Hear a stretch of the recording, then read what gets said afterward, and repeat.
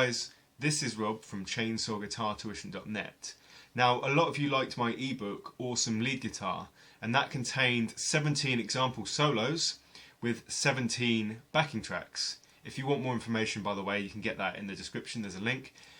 Now, wouldn't it be better if those backing tracks, instead of being 30 seconds long each to go with the solo, were extended to several minutes?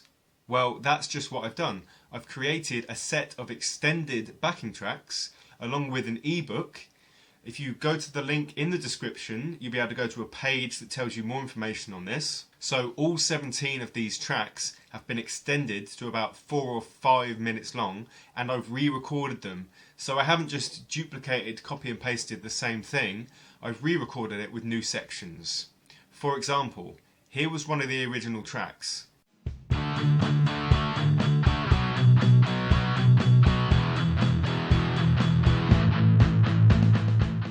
And now here is a short clip of the extended version.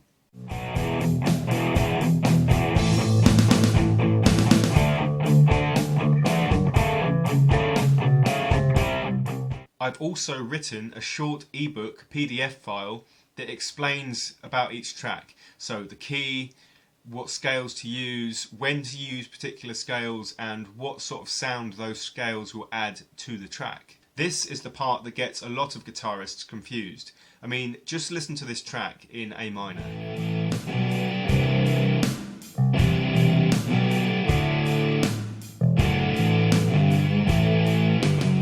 I know that a lot of you would go to use the A minor pentatonic scale for that track, and that will work and that's great, but did you also know that you could use the A Dorian mode or the E minor pentatonic for that track, and they would work fine, each one bringing out a slightly different quality to the track. You will find this information and more in the accompanying ebook to these tracks.